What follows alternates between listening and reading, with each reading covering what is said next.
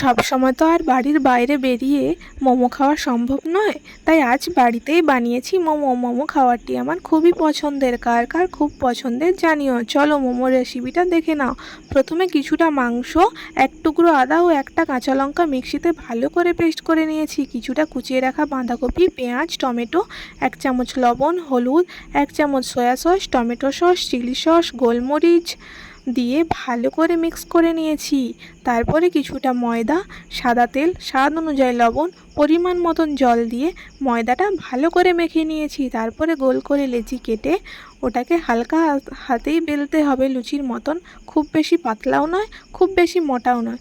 তারপরে ওটা বেলা হয়ে গেলে ওর মাঝখানে পুর দিয়ে ভালো করে মুড়ে নিয়েছি। আমি 3 রকম শেপ এখানে দেখিয়েছি, তো যেটা সহজ মনে হবে তোমরা সেভাবেই মুড়তে পারো।